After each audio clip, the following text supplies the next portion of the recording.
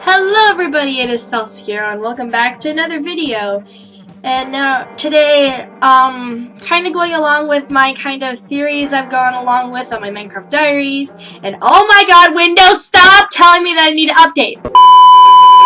I've decided to take another step in the theories, but I'm stepping into a different game called Sally Face. And Sally Face is a game that I've just watched today by a YouTuber named JackSepticEye, who I love, by the way, but I have some theories about it, considering there is only one episode we know of as of right now.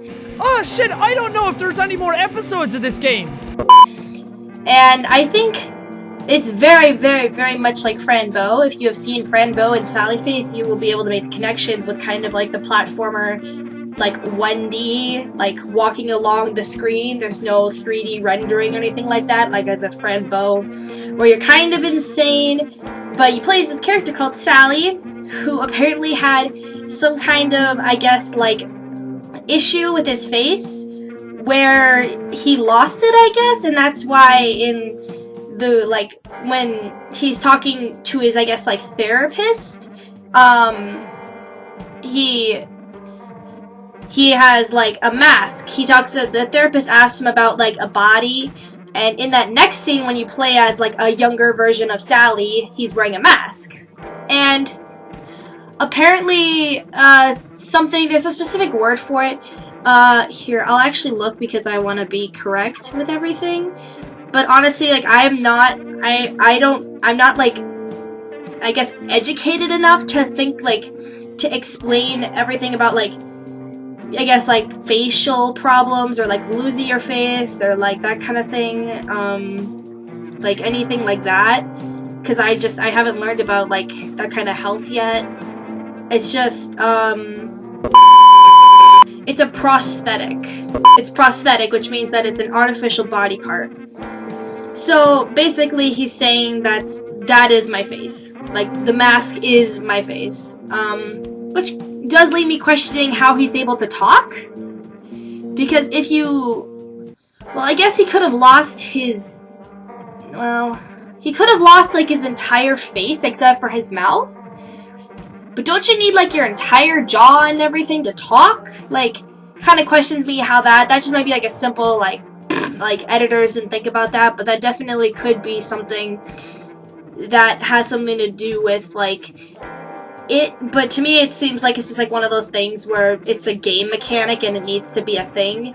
So I just assume that that's not something that needs to be, like, noted or super thought into. It seems like in the first part of the game where you play, you're in the hospital and you jump out of bed and you find a key and you do all that stuff. And what you do is you find, like, numbers, which fortunately Jack found in the video, so I was able to, he didn't have that big of a struggle with it. But you kind of go through the hospital, you have to find a door pattern of things, and I'm guessing this is, like, when you're, I guess, hallucinating. Like, if you have your face, like, molded off, or it, like, comes off or something, you are prone to have some serious brain issues. Almost like FNAF in a way, like, with the frontal lobe kind of dealio. Like, I don't think you would wear, well, would you wear a mask if you lost your frontal lobe? Hell, I don't even know, like, what you would look like after you lost your frontal lobe. Hell, I didn't even think you could survive if you lost your frontal lobe. But, yeah, like, I'm just guessing that he just lost his face from what everything is pointing to. But I'm pretty sure if you've lost your face, then you are prone to having some hallucinations, with apparently he's been having. And he goes outside eventually, and he runs into some people, like, standing around, like, a burial? Like a gravestone, and they're like, you know, like when you go to funerals, and people kind of stand there and they, you know, show their respect to the dead. And then he goes over to a dog who says, "I buried them alive." And then you go and, like, jump down into a grave. And then, actually, I think I might have had that in the wrong order. I'm sorry. But you jump down into the grave, and then there's a door, right? Yeah. So you jump down into the grave, and you go out of the grave, and you kind of go into, like, another kind of hospital-looking area, and you find your dad there saying, "You are not my son is not a murderer." and then he kind of like disappears into the wall, which is strange. And you are still like, your head is like bombarded with like tape, and your hair is like sticking out, and you got like blood all over yourself. Like something happened, like you like your face was got like surgery, like something happened in that surgery room. And then after that you walk over and there's like blood on the wall, and it says, "This is your fault." So I'm gonna guess that maybe this was something like maybe either he killed his mom because he was like insane or something,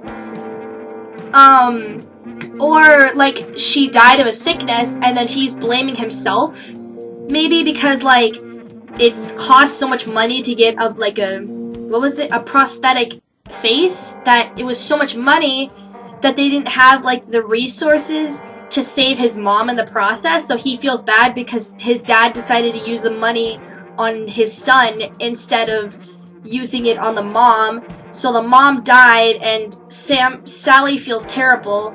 So he kind of lives on with the prosthetic mask and such, but he kind of lives with this regret that he killed his mom because his dad decided to use the money on him to get him the prosthetic mask instead of saving his mom, which apparently seemed to be sick or something, because she was shown in like a hospital bed and such and all that stuff.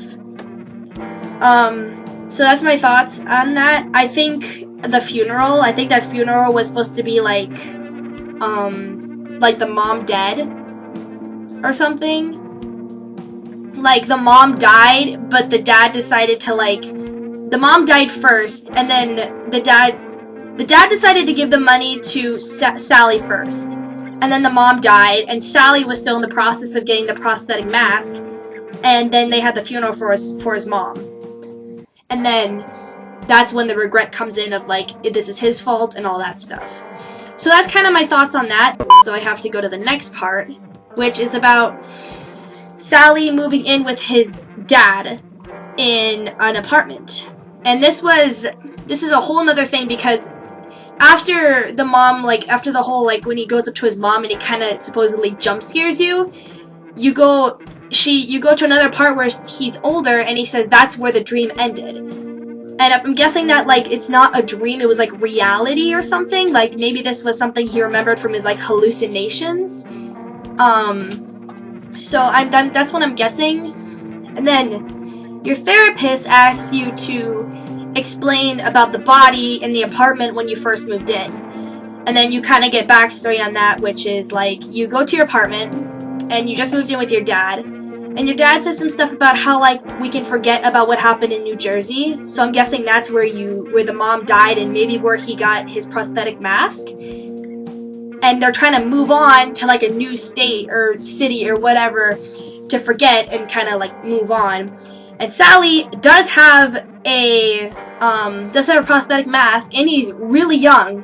He was 15, that's right, because in a further time, after the whole thing is over, the therapist says, man, it's really unfortunate for you to see such traumatizing things at the age of 15.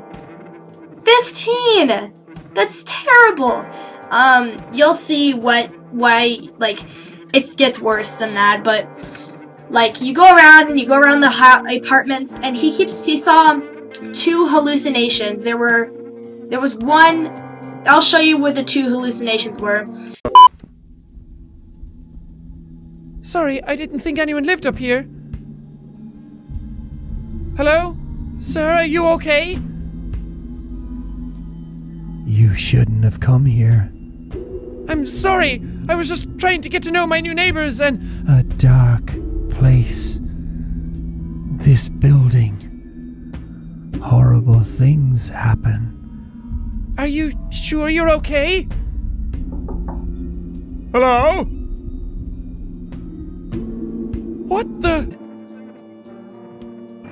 What the fuck was that? I said the same thing, just a lot worse.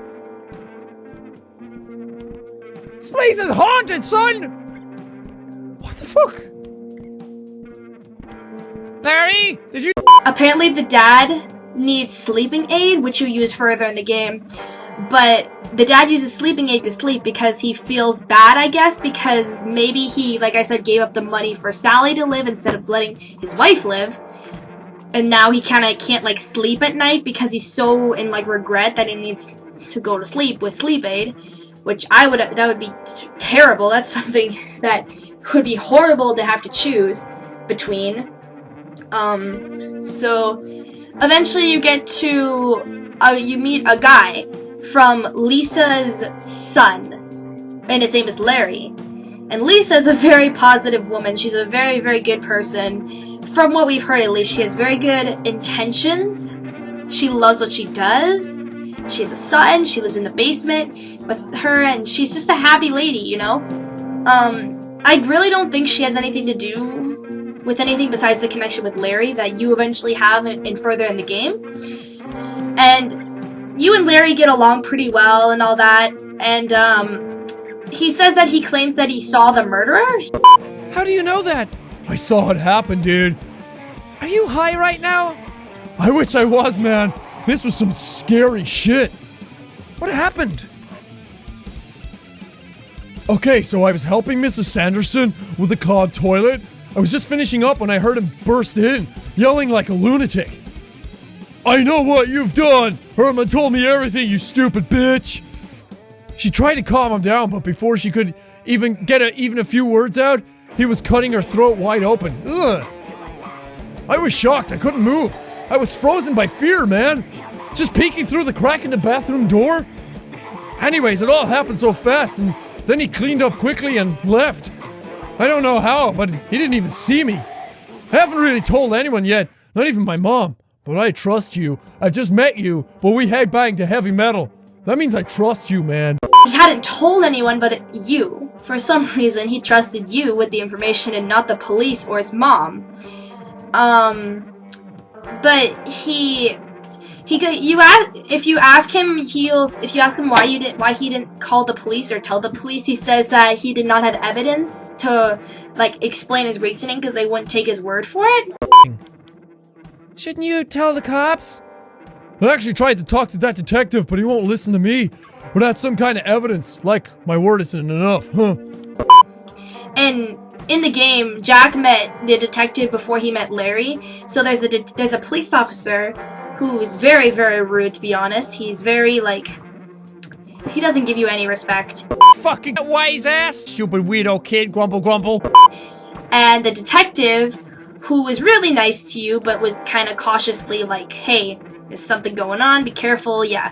Kind of the casual, like, nice person who will let you know, and he won't yell at you like the fucking officer did. Fucking godmother! Larry asked you to, he asked you to go into the room and go find evidence, which was, at the time, covered up by the officer, and he won't let you in, because the door is, like, cut off and all that.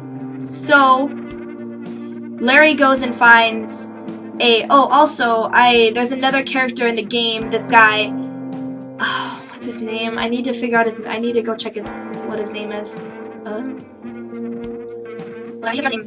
Charlie. His name is Charlie.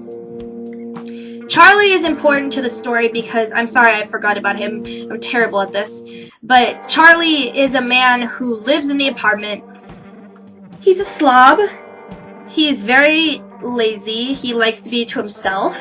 He's a collector. He's kind of like, he collects collectibles, which is some kind of like My Little Pony kind of thing, but they had to change it to like My Little Sprinkles and all that shit so they don't get copyrighted, which is understandable. Oh god, that's not you. My dad. What the hell is with your face, child? Oh, I know. Young teens, the new generation of self-expression. I was young once myself, I get it. Just so long as you're okay, not in a gang or anything. You're not in a gang, are you? Are you in a gang? You can tell me if you're in a gang. I'm not in a gang. I'm in a gang of awesome. Nothing like that. Wonderful. Well, I'm Charlie. Don't mess with my stuff and we'll be okay. I'm a collector, you see. I collect many things. These things are like my family, so if you mess with my collections, you're messing with my family. Got it? Yes, sir. Don't you have any troubles? Good to hear. So... Yep, I know you're speechless because you've never seen such an awesome collection of toys. Yeah. Don't worry, anytime I'm home, you can stop by and take it all in again. nice place you got. It's my own chunk of heaven, just me and my stuff. Alone? Look around you. I've got all the company I could ever need. Well, it is nice to have a visitor from time to time, I suppose. Eve. Actually, go to look at your toys. Bask in the glory of my complete set of glitter ponies. A great accomplishment it is to have this full set. You can look all you want, but don't even think about touching them. What's a glitter pony?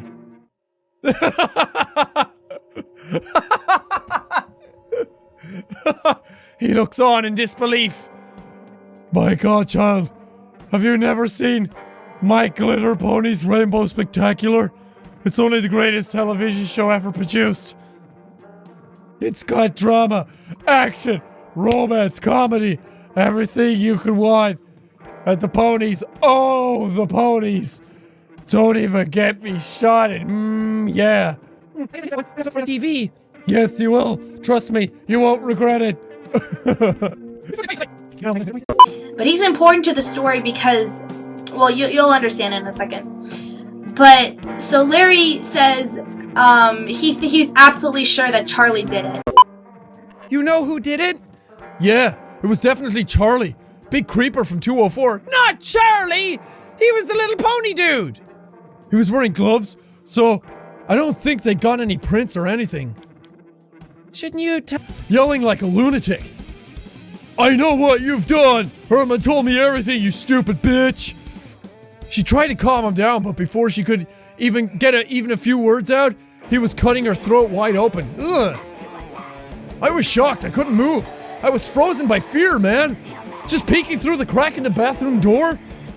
Anyways, it all happened so fast, and then he cleaned up quickly and left. I don't know how, but he didn't even see me. He's absolutely sure. He's like, yeah, I saw Charlie murder this person in there. I saw him do it. And what you do is, Larry has this, like, police officer thing. Like, you can go and call in for help if you need to. What is this thing? That's a police scanner. I can listen in my local cop chatter. How the hell did you get this thing? That's a story for another day, my dude. But hey, you just gave me a great idea. In his room. And they live downstairs. So, like, it's almost impossible to hear him. So, what the plan is he was gonna go call in to the police and tell them that there's a hostage situation. Very important, like, you need to all go there now because people are going to get killed. He lies to the police officer so that you can go sneak in and go get evidence. And so you have a walkie-talkie and all that, and he goes and tells you everything. And you go waiting up in your room and all. And then, so after he calls the police, he calls you up on a walkie-talkie that you were using. And then you go in and you see, like, blood all over the floor. It's dark. There's like I don't know what you would call them, but it's like tape around where the person, like the victim, died. So you can, I guess, like, look at where they fell. And when you're in there, you find, you find some of the ponies from Larry in the room.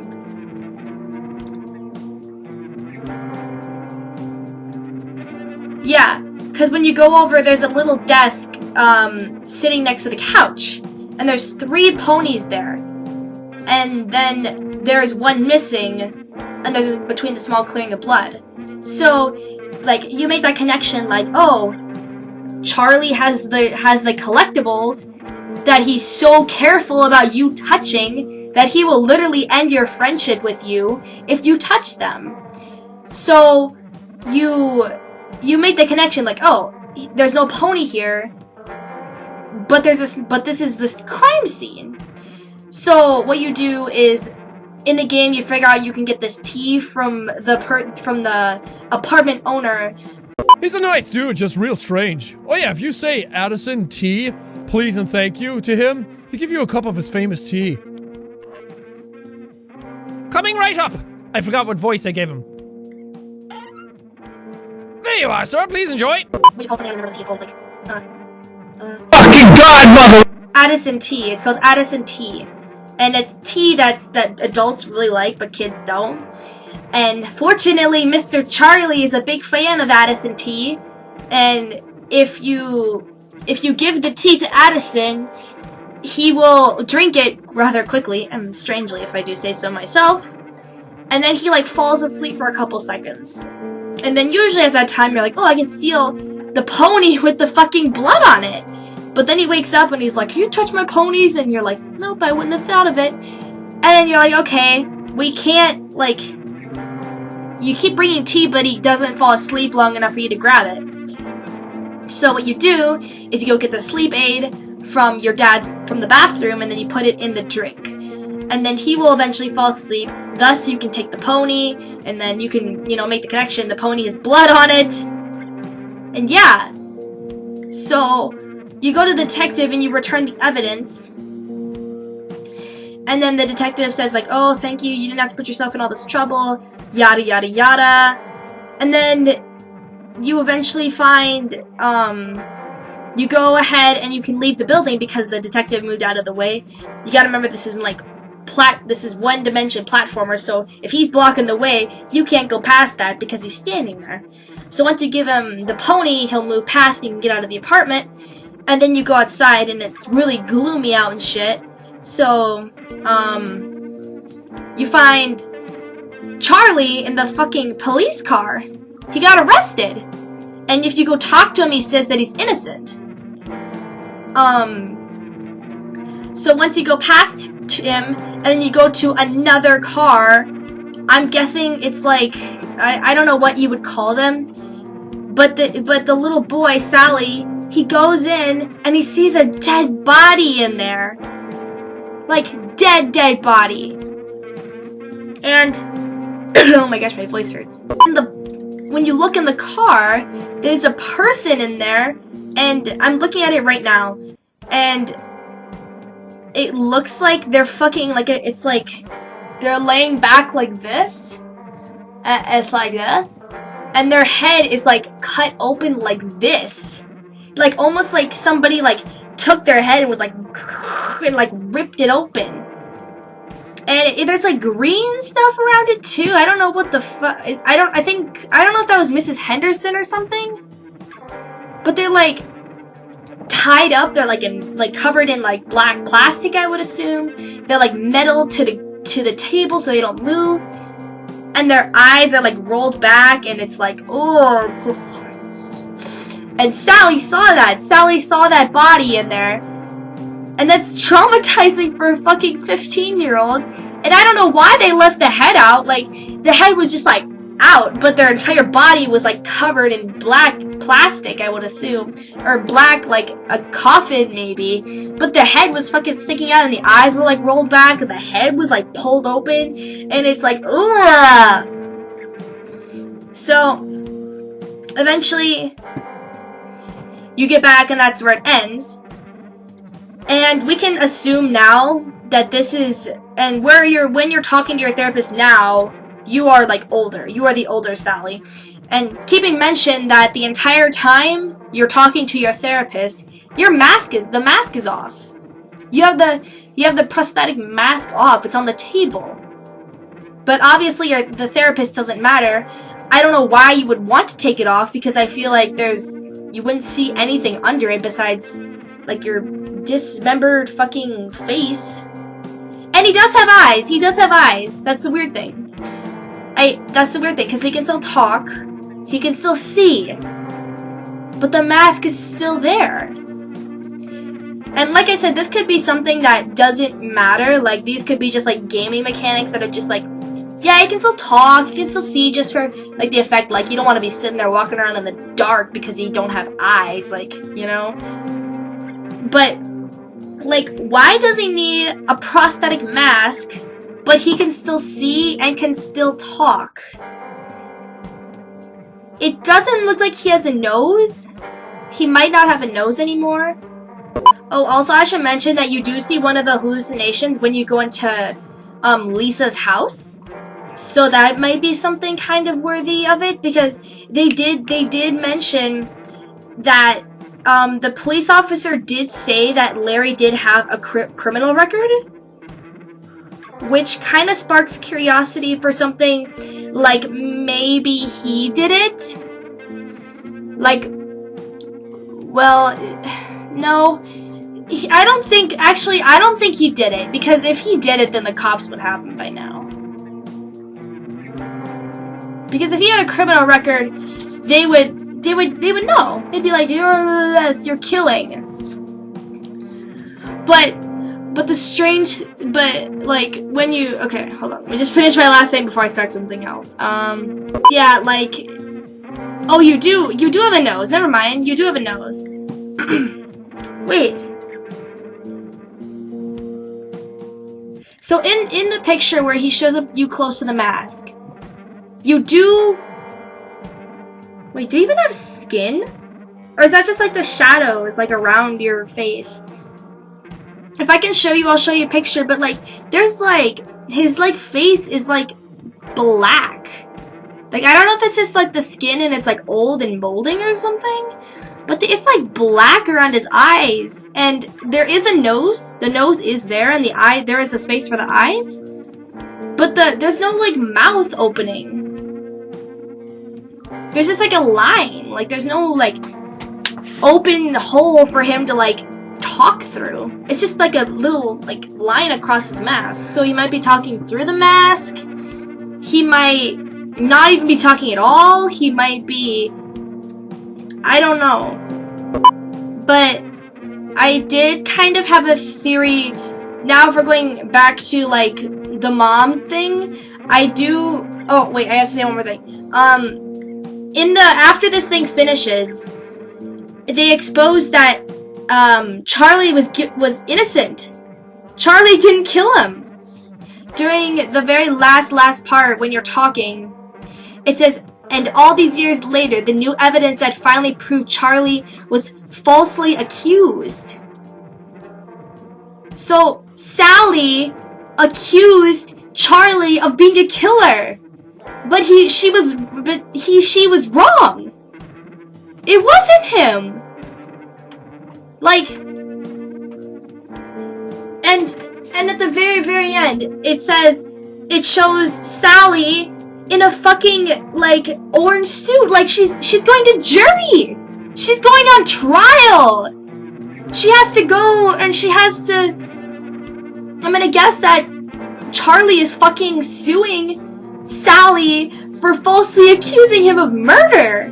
Like, Lord, if I got accused of doing a murder, then I would freaking sue them. Like, I would assume that you'd be able to sue someone if they falsely accused you of murder. Murder is a huge thing that you could be accused for, and proof showed that it wasn't even him.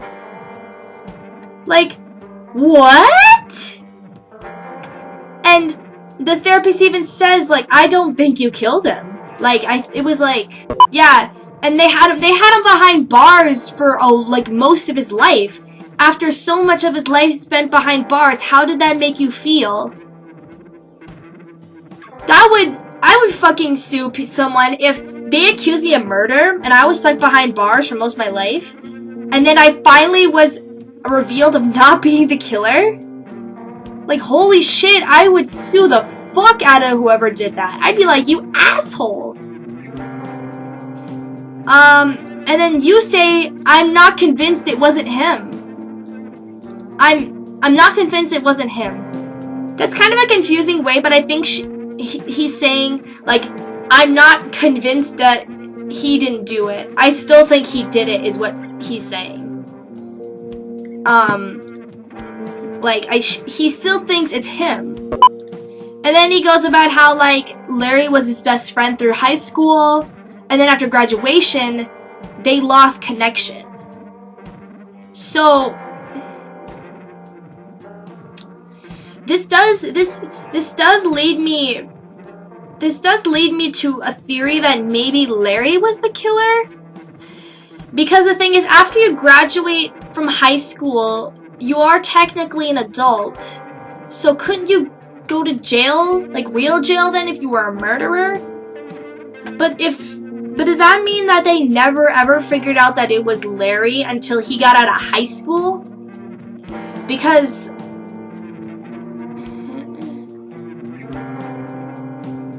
just trying to think, like, if Larry was the killer,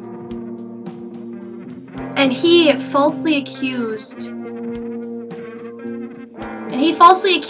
Charlie, and he killed Mrs. Henderson, and he hasn't told anybody who the killer was besides you. So I'm guessing he just took the closest thing to him that could be pointed out for murder, besides himself, and he just blamed it on the next person over there. Because I would just assume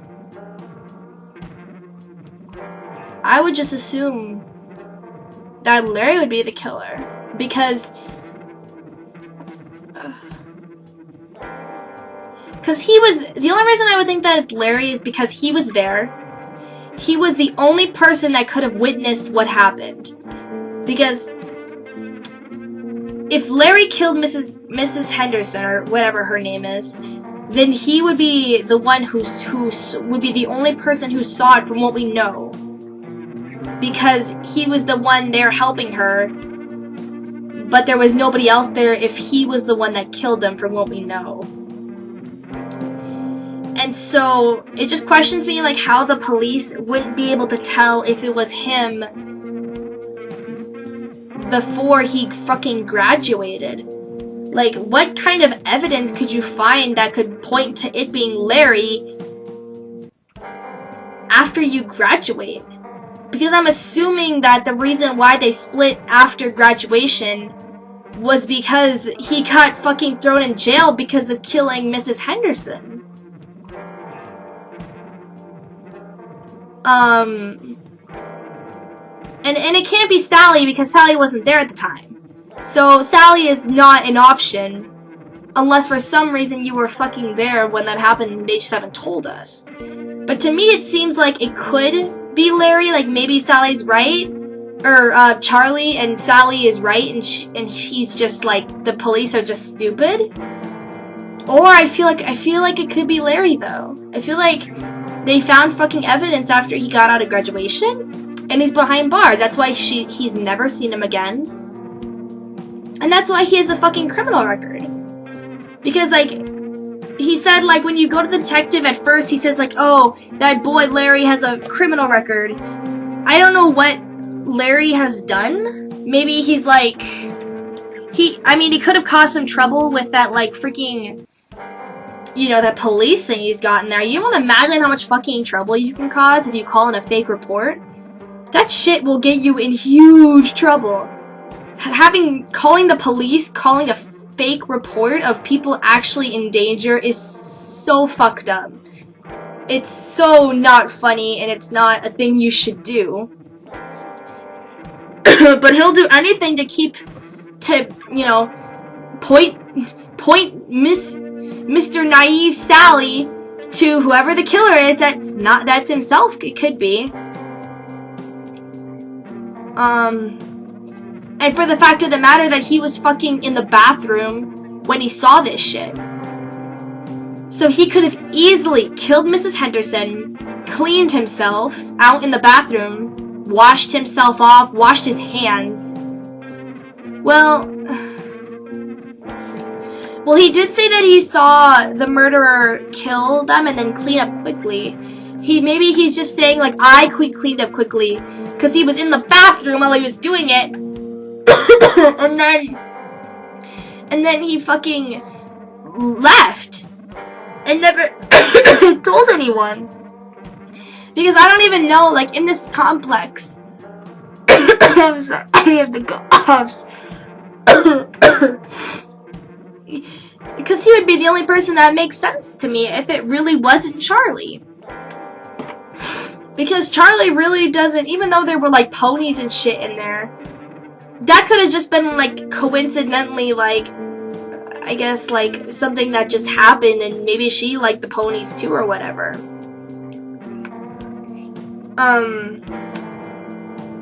Maybe like Charlie got in a fight with someone, and then, like, maybe some blood got on it or something. Like, it doesn't make sense to me how there was blood on that one pony that he had in his room. Actually, let me go check and see again, like, where the blood is on the pony again. Okay, wait, so that's the part, this is actually kind of the part that confused me because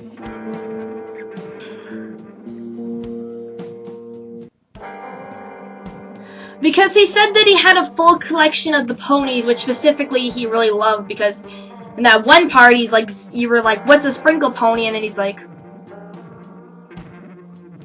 and he, you know, everyone laughs at that because it's funny, but like, Larry said in one of the parts that if Charlie is actually the killer, that he wouldn't be surprised if he fucking killed Mrs. Henderson for that one pony that she had that he didn't. And that's why you took it, because that was the one that was supposed to be there, but he stole it and he killed her and then stole the pony, put it on his own collection, and then I don't know how you knew which one it was, because there was no evidence as to what, like, the pattern, like, which one was which. But I guess we just knew. Maybe that was, or maybe I have the wrong idea. So, yeah. I think either the killers for Mrs. Hendricks or Mrs. whatever is either Larry or Charlie. Charlie, I think? I need to check because I don't want to be wrong. Charlie, okay. Just making sure. I think the killers are either Larry or Charlie. I think Charlie could have this really big loop of like, we don't know with him.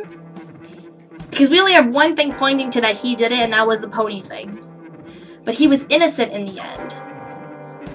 So either the police got it wrong twice, or 3 times. They got it wrong 3 times. Or Larry fucking did all this. But he just pointed it to Charlie because he wanted to hide that he did it.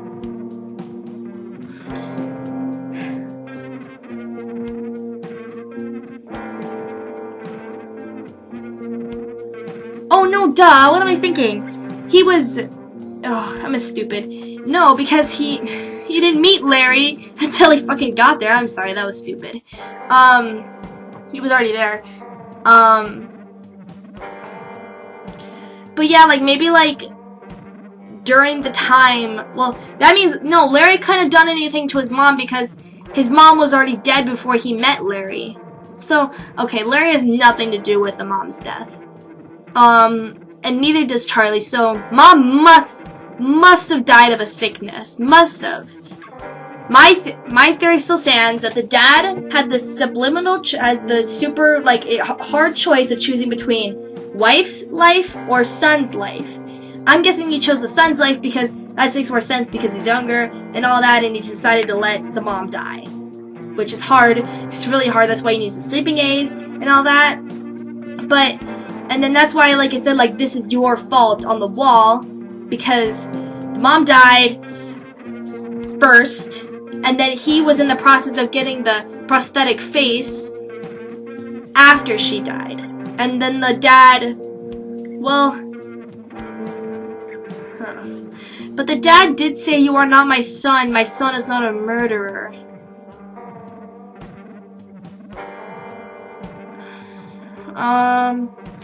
Maybe that was just, like, his subliminal conscious saying, like, he thought his dad was mad at him because he chose him over the mom.